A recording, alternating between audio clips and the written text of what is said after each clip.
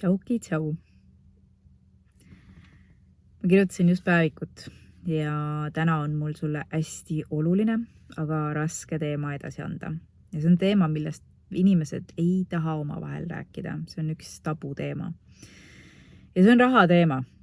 Ja ma ei räägi raha teemast üldiselt kui selles mõttes, et kuidas raha luua. Kui me hakkame raha loomisest rääkima, mul on see idee ja see idee ja nii edasi.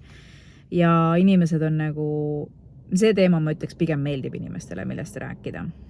Ja teiste inspireerimine, et tee aga raha ja nii edasi.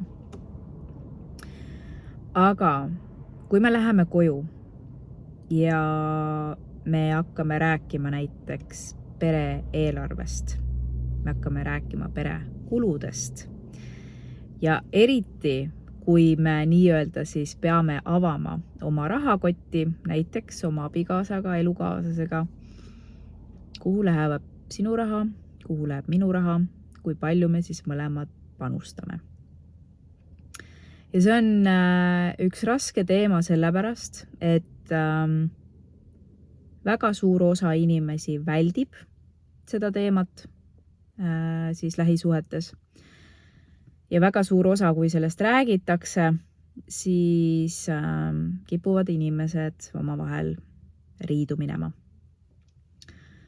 Ja ma pean ütlema, et ka minul on aeg-ajalt endiselt selle vestlusega koos sellised rasked, tuleb siuke raske tunne peale. Ja mis tunne see on? Ma mõtlesin, et okei, time to deal with this shit nagu päriselt, et kaua, miks ma tunnen ennast nii kehvasti, kui me tegelikult ju räägime sellisest lihtsast asjast nagu raha, on ju? Raha, paber, numbrid meie kontol. Aga sellega kaasneb nii palju emotsioone ja ma läksin sinna teemasse sisse ja vaatasin, et mis seal taga päriselt on. Ja võib-olla siis kõnetab sind ka ja aitab sellest nii-öelda ebameeldivast teemast ükskord ometi jagu saada iseenda sees.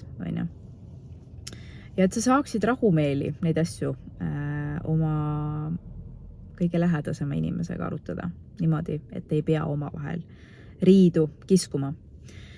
Aga mis selle teemaga kaasneb? Isegi praegu, kui ma sulle sellest räägin, siis ma tunnen seda rasket energiat, sellepärast, et see näitab seda, et siin on koht, kus on vaja nii-öelda siis, millega on vaja tegeleda.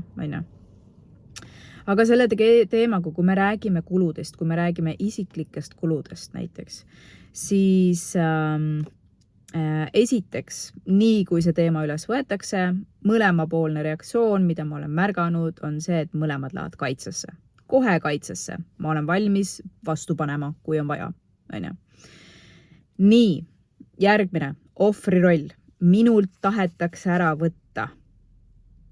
Miks? Ja sellega kaasneb tohutult häbi ja süütunnet, kui sinna sisse vaadata. Ja siis ma hakkasin enda jaoks asju lahti kirjutama. Mul on praegu siin see päevikus on see jutt on mul siin ees. Ja ma tahtsin sulle mõned asjad tähelepanekud siin välja tuua, mida ma arvan, et võiks ka võib-olla sind aidata. Võib-olla tunned ennast ära. Jah, nagu ma kirjutan, et selle teemaga kaasneb kohe kaitsesse minek, ohvri roll, häbi ja süütunne. Nii. Kaitse. Kõigepealt on see, ma pean hakkama õigustama oma kulusid. Miks mul neid asju vaja on? Siin on juba see, et üldse see, et ma võin osta neid, mida mul vaja on, mida ma nii-öelda õigustan ära, aga see, mida ma päriselt tahan, seda ma justkui ei tohiks endale lubada. Et seal on süütunne, häbitunne sees juba, eks. Ehk siis ma pean hakkama õigustama oma kulusid, kuhu mul raha läheb, Nii, miks mul neid asju vaja on, nagu ma ütlesin. Ja siin on tihti, miks minnakse riidu, on väärtuste konfliktid. Ja me justkui nagu saame seda signaali, et vaat see, kuhu su nüüd raha läheb, see on vale. Väärtuste konfliktid. Näiteks minul isiklik raha läheb väga palju enesearengusse. päris kallis summa. Aastates, no need on päris suured summad. Aastaid tagasi oleks ma mõelnud samamoodi, et miks ometi, mis see inimene loll pääst või. Aga täna ma näen selles väärtusega, see on väärtuste konflikt on ja. Minu abikaasa ei näe selles väärtust, et ma nii palju teen nii suuri investeeringuid iseendasse. Tema näeb seda võib-olla lihtsalt kuluna. On ja. Nii. Ehk siis need asjad on ja. Siis ohvri roll, mis see tähendab? Mina panustan nii palju, miks sina panustad nii vähe? Sina peaksid rohkem panustama sellepärast, et on ja. Ohvri roll minult võetakse ära. Aga kui sa nüüd mõtled selle peale, et miks sa tunned, et sult võetakse raha ära, siis minul endal tekkis see tunne, et aga ma ei jõua nii palju luua. Ma ei jõua toota nii palju, kui teie minult tahate. Teie minult tahate. On ja. Ja see on see, et nõudmised. Esiteks, mul justkui nõutakse juurde. Miks nõutakse nõudmine? Peegel iseendale, kus ma iseendalt nõuan, on ja. On üks asi. Teine asi, ma ei jõua, tunned seda energiat. Ma ei jõua nii palju luua. Taga on sügav, piirav, tüüpiline, oi kui tugev uskumus. Raha tuleb raske tööga. Kaeva endas välja, mis sul on. Nii, lähme edasi. Ehk siis baasuskumus raha tuleb raskelt. Siin, isegi kui mul on anda või ma toodab piisavalt peale, et anda ja ma tunnen sellel hetkel, et miks minult nõutakse, on ju, ma olen ohvri rollis, jälle ma pean andma, on ju. Siis teine väga tugev baasuskumus all, raha on piiratud. Mul on kahju anda sellepärast, et on piiratud. On ju? Lase minna, lase minna, lase minna.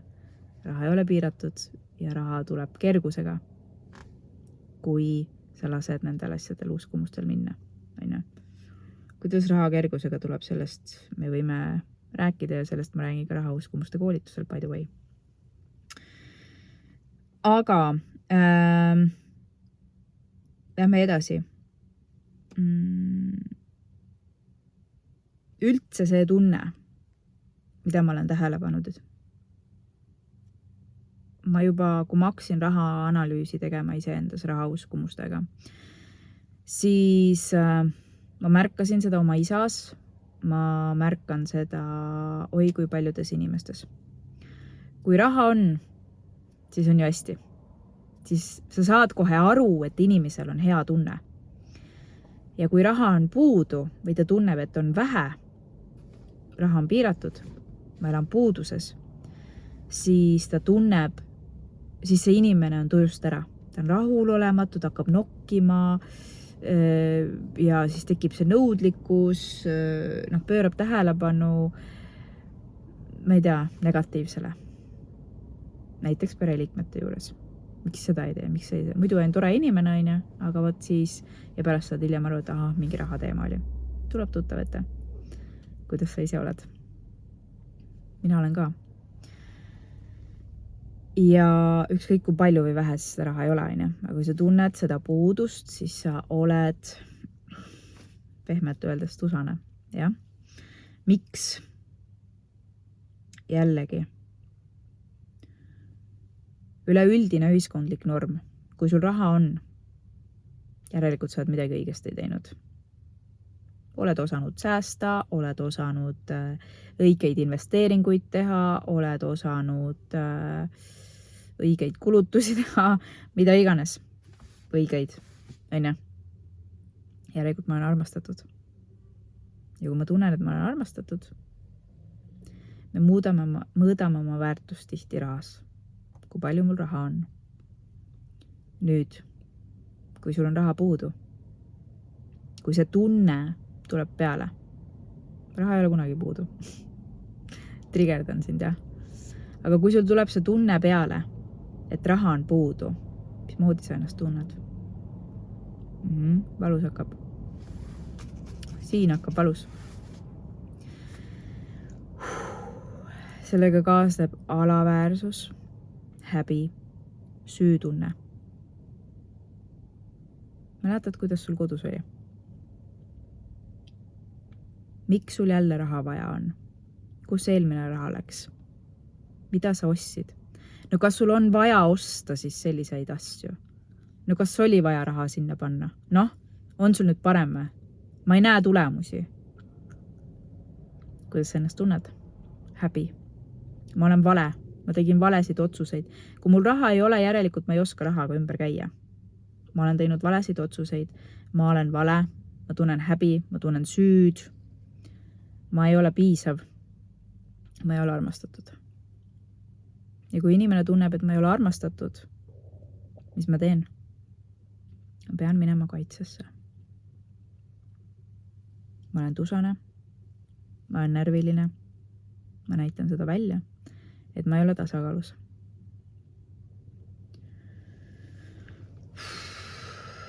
Lase minna. See on kõigest üks mõnus, sügav uskumuste jada. Kui sa tunned valu, siis tegele selle valuga nii kaua, kuni sa oled enesekindlam. Kõik need kulud, sa ei ole mitte midagi valesti rahaga teinud. Üks mõte veel, mis mul siin tuli. Sa oled toimetanud rahaga ilusti, tuled endaga välja ja saad ilusti hakkama, võib-olla läheb väga hästi. Aga siis muutub majandus. Tuleb inflatsioon, mis sööb kõik su säästud võib-olla, tõstab laenukoormust, nagu meil täna on, intressid on kõrgeks läinud, on ju. Ja siis, mis toimub, see sama tunne tuleb tagasi.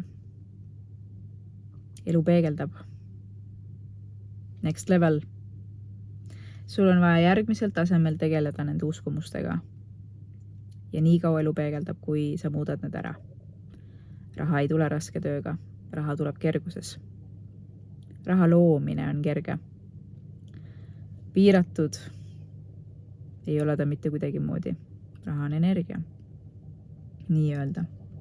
Kontole muudkui kirjutatakse numbreid juurde, jah? Ja kõik see, kus on sinu kulud, kus on sinu raha, kuhu sa oled seda suunanud ja nii edasi. Sa ei ole vale. Need on väärtuste konfliktid. Need uskumused tulevad kodust kaasa. Miks sa tunned, et see on vale?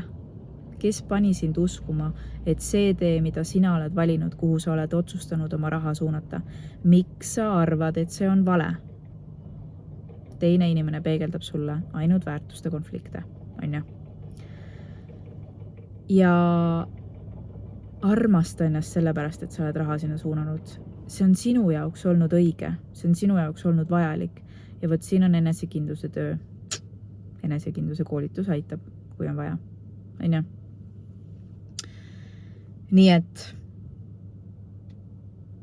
edaspidi ära mine kaitsesse. Pane tähele, kui sul tekib vestlus, mida kindlasti tuleb. Pane tähele, kuidas sa ennast tunned. Sellel hetkel võib olla püüa jääda rahulikuks, kuni vähegi suudad, aga hiljem mine sinna tundesse ja vaata, mis seal päriselt räägib. Sellepärast, et raha teema ei pea olema tabu, nagu mitte ükski teema. Ja me tahame ju elada kerguses ja mõnuga, on ju? Aga seda saab teha ainult siis, kui sa ise ennast nii-öelda ravid ja lahti lased. Ja jällegi, siin on suur õppetund see, kus sa saad ise ennast rohkem armastada, on ju? Ei pea tundma häbi, alaväärsust ja süütunnet ja olema ohvri rollis. Kõik on võimalik. Sellised mõtted sulle täna. Kui oli kasu, jaga oma tuttavatega. Ja kui sa mind veel ei jälgi, siis ma olen Instagramis, olen Facebookis, olen YouTube'is, tule jälgijaks ja saad veel sarnaseid häid mõtteid. Kohtume uuel nädalal. Tšau!